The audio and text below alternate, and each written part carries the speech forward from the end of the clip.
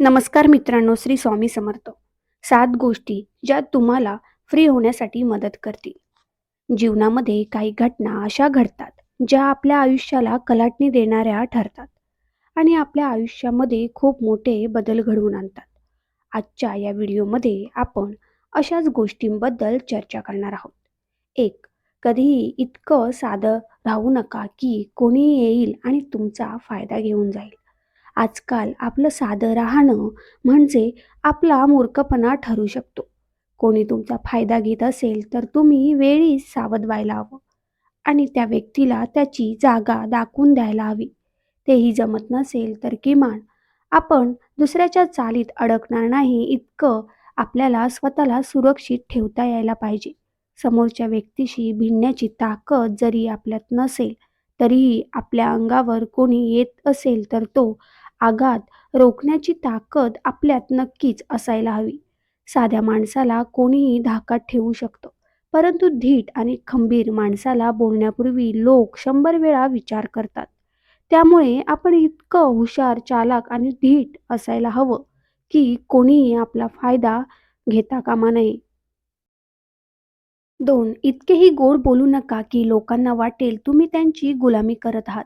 समोरच्या व्यक्तीसमोर जेवढे झुकावे जेवढी गरज असेल, गरजेपेक्षा जास्त गोड बोलणे आणि गरजेपेक्षा कोणासमोर जास्त झुकणे आपल्याला निर्मल बनवते. एखादा गुलामी करण्याची सवय लागली की त्यातून बाहेर पडणे कठीण होऊन बसते. कारण माणसाला गुलाम बनवला जाऊ शकतो, परंतु त्याला स्वतंत्र कोणीही करू शकत नाही.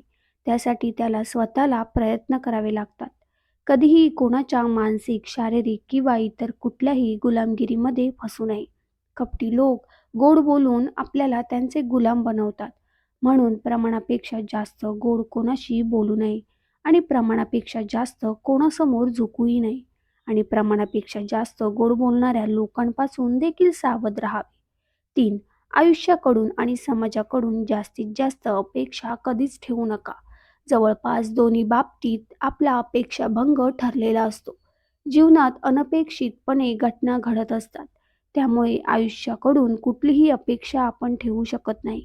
ते अनाकरणीय असते. या बाबतीत इतर लोकांचे म्हणाल तर एक वेळेस आयुष्याकडून आपण काही अंदाज बांधले तर ते खरे निघतील. परंतु कुठल्याच व्यक्तीचा काही भरवसा देता येत नाही. कोण कधी आपला अपेक्षाभंग करेल, विश्वासघात करेल याची शाश्वती देता येत नाही. या पृथ्वीतलावर सर्वात घातक आणि अनपेक्षित प्राणी कोणता असेल तर तो म्हणजे माणूस. म्हणून सुखी आणि आनंदी जीवन जगण्याचा एक नियम नेहमी लक्षात ठेवा. अपेक्षा कमी करा तर दुःख कमी होईल आणि अपेक्षा जास्त तर दुःख जास्त होईल. 4. दान करताना आपली आर्थिक स्थिती बिघडणार नाही इतकंच करायला हवं. कारण दान करण्याची एवढी ऐपत असायला हवी. केवळ आपली प्रतिष्ठा वाढवण्यासाठी दान करू नका. आपल्याजवळ काही नसेल तर आपण दान करणार तरी कशाचे?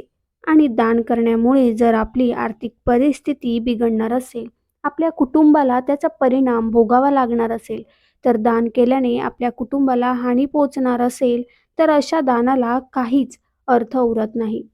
5. जीवनामध्ये मित्र असेच बनवायचे, आयुष्यभर आपल्या सोबत असतील. सुखामध्ये, दुःखामध्ये देखील आपली साथ देतील. असे मित्र आपल्याला काही चांगल्या गोष्टी देतील, चांगली मूल्य देतील. त्यांच्यासोबत राहून आपली ही किंमत वाढेल. आयुष्यात चांगली माणसे भेटत असतील तर त्यांनी मित्र बनवा. अन्यथा एकटं राहणं कधीही चांगलं. मित्र आपल्या आयुष्यात एक उत्तम मार्गदर्शकाची भूमिका पार पाडत असतो. चांगला मित्र आपल्यासाठी दिशादर्शक असतो. या उलट वाईट मित्र असेल तर तो संपूर्ण आयुष्य उद्ध्वस्त करू शकतो.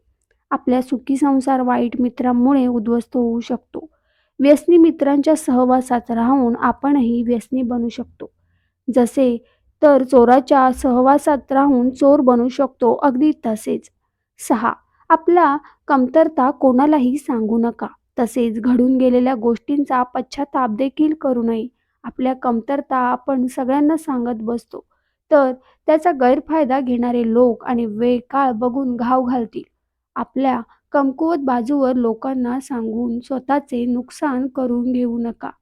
आपल्या खाजगी आयुष्याबद्दल जेवढी गुप्तता ठेवता येईल तेवढी ठेवावी. घडून गेलेल्या गोष्टीबद्दल बऱ्याच वेळेस आपल्याला पश्चाताप होतो. परंतु त्या पश्चाताप किती काळ करायचा आणि आपलं किती नुकसान करून घ्यायचं हे आपण ठरवायचं. गेलेल्या वेळेची चिंता करण्यापेक्षा येणाऱ्या वेळेला सबूतपणे सामोरे जा आणि जपून वागा. चांगल्या गोष्टी शिकायच्या असतील तर आपल्या चुकांमधून शिका किंवा आपल्या चुका समजून घेत नसेल तर लोकांच्या चुकांमधून तरी धडा घ्या. पश्चाताप करण्याऐवजी झालेल्या चुकांमधून शिकणे कधीही चांगले असते. पश्चाताप करत बसला तर फक्त वेळ वाया जाईल आणि झालेल्या चुकांमधून शिकला तर पुढे जाण्याचा मार्ग दिसेल. 7. जीवनामध्ये 3 गोष्टी घेण्याअगोदर किंवा उचलण्याअगोदर नीट विचार करा आणि नंतर निर्णय घ्या. या 3 गोष्टी म्हणजे कदम, कलम आणि कसम. आपण एखादं काम करण्यासाठी पाऊल उचलत असतो. नवीन काहीतरी करण्याचा विचार करत असतो. अशा वेळेस नीट विचार करावा. कारण एकदा उचललेलं पाऊल पुन्हा मागे घेता येत नाही. आपण जर याच्या विरुद्ध वागलो तर लोक आपल्यावर विश्वास ठेवणार नाहीत. परिणामी समाजामध्ये आपल्याला मान मिळणार नाही. समाजामध्ये आपली इज्जत वाढवायची असेल तर नेहमी जपून पाऊल टाका. दुसरी गोष्ट म्हणजे कलम. याचा अर्थ असा आहे की आपले समाजासमोर मत मांडण्यापूर्वी नीट विचार करायला हवा. आपण लिहिलेली एखादी गोष्ट एखाद्या व्यक्तीच्या आयुष्यात घडू शकते. तसेच एखाद्या व्यक्तीचे आयुष्य बर्बाद देखील करू शकते.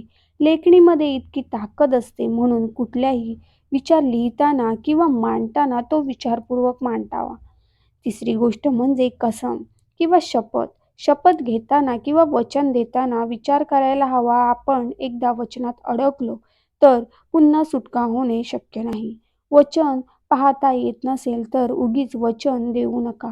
प्रत्येक गोष्टीवर शपथ घेणाऱ्या व्यक्तीची किंवा त्याच्या शक्तीची काही किंमत राहत नाही. एखादी शपथ घेतल्यावर एकनिष्ठ असणारा व्यक्ती असेल तर अशा वेळेस तो त्याने घेतलेल्या शब्दांमध्ये वचनांमध्ये अडकवून राहू शकतो. म्हणून शपथ घेताना किंवा वचन घेताना विचारपूर्वक द्यावे. या 3 गोष्टी विचारपूर्वक केल्या तर भिकारी सुद्धा राजा बनू शकेल आणि विचारपूर्वक नाही केल्या तर राजाचा देखील रंग होईल. म्हणून या 3 गोष्टी विचारपूर्वक करा. श्री स्वामी समर्थ.